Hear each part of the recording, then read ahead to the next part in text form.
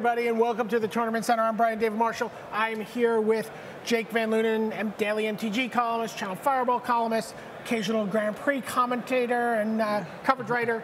And this weekend, Pro Tour top 8 competitor. He's a Pro Tour champion, of course. A Pro Tour competitor, I say, I'm sorry. Yeah. But I was getting ahead of myself talking about Pro Tour champion. And you brought a pretty sweet list this. You qualified to get back on the Pro Tour through a pretty gigantic PTQ. And you've been working with a group of pretty interesting East Coast players. Tell us who you worked with for this event. I worked with Brian Bronduin and Jerry Thompson. I play tested mostly with old friends of mine who I've been playing Magic with almost forever. And I had a great time. Jerry didn't do much testing for the last 2 weeks, so it was basically BBD and I just going really hard trying to get this junk deck perfect. Okay. And I really like where our list is at. So you ended up with a junk deck. That generally means green, white, black. We saw a junk list last week in the Standard Open for Star City that did really well. How similar are those two lists? Our list is very different. We're playing not many creatures, whereas they were playing a lot of guys. We have 4 Reaper of the Wilds. We also have a lot of Planeswalkers in our 75. You call this more or less a junk control deck? Yes, it's very much a control deck. We have main deck Underworld Connections. Well, you know what? Why don't we take a look? We'll throw it up on the screen behind us, and we'll start off. 2 of the cards you mentioned, 2 brand new cards from Theros, Reaper of the Wilds, and Elspeth Sun Champion. What is it about Reaper of the Wilds that stirs your creative juices as a deck builder? First of all, the card is just awesome. Look, it's like a Gorgon, like flying through the woods, grabbing trees. It's like me when I go for a hike, you know. But the card doesn't die to Doomblade. It can't be Mizium Mortars. Celestia Charm doesn't kill it. Pretty important. Yeah, 4/5 is a great number. Celestia Charm, obviously, it needs to have power 5 or greater. So then once you untap with it, you get to hexproof it or death touch it, and then it becomes nearly unkillable. They can't even trade their Reckoners for it anymore. The thing that's really great about Reaper of the Wilds is that my deck plays a ton of spot removal. So once I get a Reaper of the Wilds in play and I'm able to untap against a creature deck, I can just chain removal spells. I never have to draw more land because I play a removal spell and then put the lands on the bottom and keep drawing more gas and removal generally 1 for 1, but it's kind of like almost like 1.5 for 1 for 1.5. Yeah. Because you're getting to sort through your cards a little bit. It also works well with Voice and Elspeth because you make the extra tokens, and then those end up making you scry more, and then you find your more powerful cards more consistently. I mean, you know, black, green, and then white, white.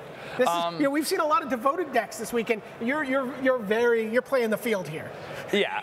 Well, Elspeth is such a powerful card. Initially, we didn't want it in the deck because it kills so many of our creatures. You know, it kills our Obzedats and it kills our Reapers, but the -3 ability on Elspeth isn't really what you're using the Elspeth for. We just realized that Elspeth is such a powerful card. If you just constantly +1 it, it puts so much pressure on your opponent, especially if you follow up an Obzedat. Your opponent's always forced to tap mana on their turn or your turn when you cast an Obzedat, and as a result, you're almost always able to resolve an Elspeth, which can take the game home for you. You're basically just Ication Towning with this? Yes. Yeah. Okay. So here we go. We talked a little bit about the removal, the 1 for 1, Abrupt Decay, Thoughtseize, taking apart people's hands, Doomblade, Hero's Downfall. What's this package of cards? Like, how did you arrive at this mix? Okay, so initially we had more Doomblades, less Abrupt Decays. We only had 2 Hero's Downfalls. Very quickly I learned that Hero's Downfall is very powerful in this format. There are Jaces everywhere, tons of different creatures that you can't Doomblade, things like Obzedat, which is a huge issue. Originally we were running Celestia Charm to deal with Obzedat, but then we found that it was a little narrow, and it wasn't as good at attacking Planeswalkers, obviously, as this card is. So we ended up going with 4 Hero's Downfall. It's been amazing for me. I think Brian Bronduin played 3 of it and 1 extra Vraska, but I went with 4 Hero's Downfall. I wanted to keep my deck nice and lean. Okay, let's take a look at the next slide. And we see some of the other creatures you've been mentioning. Voice of Resurgence, very powerful card. Obzedat Ghost Council, really getting its day in the sun here. Sylvan Caryatid, I guess helping you smooth out your mana.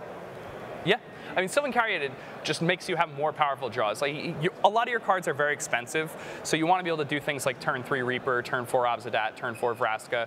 Those are really important and powerful plays. The card has Shroud, which makes it much better against spot removal, and against the red decks, you can always block because they're not splashing for Gore-Clan Rampager anymore. And it actually saves you a couple life points, and that makes all the difference. I actually beat mono red and was at 1 life for 3 different turns before I started blinking an Obzedat, and it was thanks to Sylvan Caryatid's defensive power.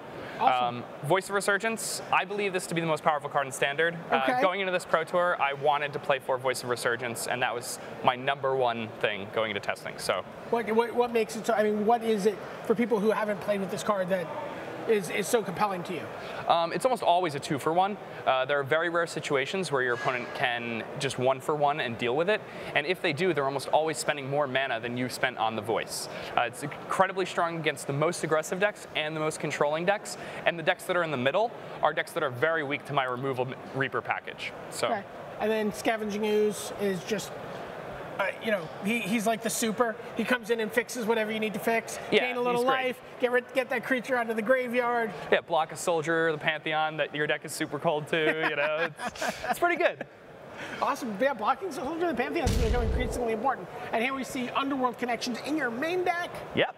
Initially, this was a 1-1 split, or not initially, but last week this was a 1-1 split between Read the Bones and Underworld Connections. But we ended up learning that Underworld Connections is just so much better in the matchups where you want it, and Read the Bones is only marginally better in the matchups where you don't want it. Okay. So we ended up just going with 2 Connections main. Okay. And then Vraska the Unseen, very literally unseen. We have not seen much of this card in Standard yet. Yeah. Tell us why you chose to include just like a Gorgon theme. Yeah, I mean, it's a Gorgon theme deck. That's why I have it. No, I'm kidding. So it's great at killing permanents. It's just about the best thing that you can follow up a Reaper with. If you can play Reaper and then follow it up with Vraska, you get to scry, and you have this monster in play that they can't attack into. You always get to kill their biggest guy. It almost always represents a 2-for-1. And I actually had a very interesting game against Kenny Oberg in the round before last, where in game 3, I needed to ultimate a Vraska to make 2 Voice of Resurgence tokens large enough to exactly lethal him after he cast a main phase Sphinx's Revelation. Pretty sweet. Okay, let's talk about how you make this all work mana-wise. Sounds like you take a lot of damage. Oh, I take a lot of damage. The red decks can really hurt me, especially the Fnatic Amogus versions. Yeah. The other versions, I'm playing enough spot removal where I can stay alive, and it doesn't really matter that I'm taking damage from my lands. Sure. But if they're casting Fnatic Amogus, it's a disaster. By my count, this is, you know, 45 or 50 damage that you're doing to yourself right here from your mana base. Yeah, close. It's 24, right? Sure. Yeah. All right, let's take a look at the next slide. And we see a couple of come into play tablets, Golgari Guildgate and Temple of Silence, a little more scrying. Yeah, now initially I had 4 Temple of Silence because the scry effect is so powerful, but I ended up cutting one for an extra Golgari Guildgate because the deck really doesn't play that much white. Okay. Okay, and then let's take a look. You got 3, 3, 2 in terms of your basic lands. Is that a little bit of a nod to your out of non-basics to play, or are you thinking about Burning Earth at all? I mean, it's a nod to Burning Earth. Also, you know, you don't want to take too much damage from your lands. I think the mana base might be a little bit off. We could probably go to 1 Plains. Okay. I don't think that's completely unreasonable. What would you swap out for it there? I think you could cut a Plains and then cut a Golgari Guildgate and then play a 4th Temple of Silence and then play an extra Swamp. Okay, okay. Something to keep in mind at home. All right, let's take a look. Sideboard, Whip of Erebos, Doomblade, Blood Baron of Vizkopa, Golgari Charm. Lots of 1-ofs here, Jake. What's going on? I'm a sneaky snake.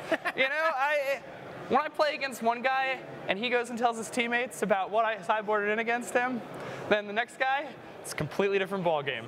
Well, in reality, it's just that I like these numbers a lot. Okay. This is what I arrived at. Okay.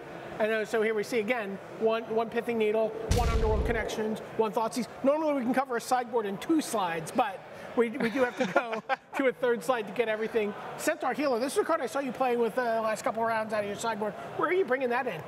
You bring it against any of the Devotion decks. You just want to race them in most situations. If you get an Obzedat on turn 5, it's really easy to race any of those decks.